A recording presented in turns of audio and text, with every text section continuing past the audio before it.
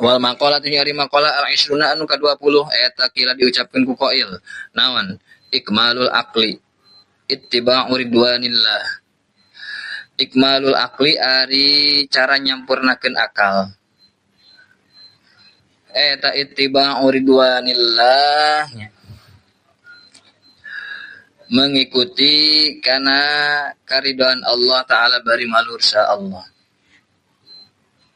Wajtinabu sukhtihi atau sakhotihi jeung ngajauhan bebendu Allah.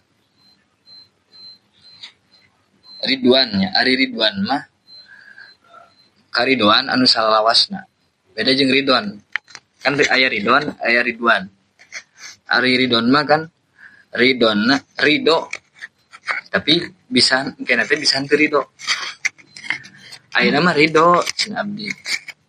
Pas isukan nama teu ridho. Eta mah karek ridho. Tapi lamun ridwan mah karidoan anu moal kasusul ku bendu. Ridwan bi ghairi sukhti tah lamun dina al-qadanya. Watak tadi ridwan bi ghairi sukhti. Ridho kerelaan anu memang tidak disusul ku kabendu. Ari ridwan mah, ari ridho unggul mah bisa kasusul ku bendu. Lamun boga pamajikan neng ridho teu nikah sareng AA. Mah kieu ridho. Teu lamun bahasana ridho mah nyetong salah lamun ke adat-adat teh gitu nya. Pas geus kawin teh. Wah, mah kan geus dibejaan. Ti hari cenah geus. Mah kieu neng ngambek. Kan neng mah nyeresna ge ridho sanes ridwan.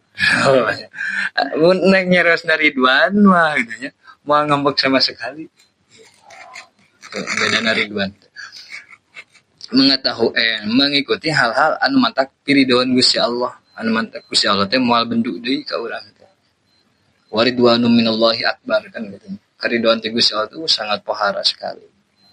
Eta nyampurakeun akal. Nyampurakeun akal teh mengikuti karidoan Gusti Allah.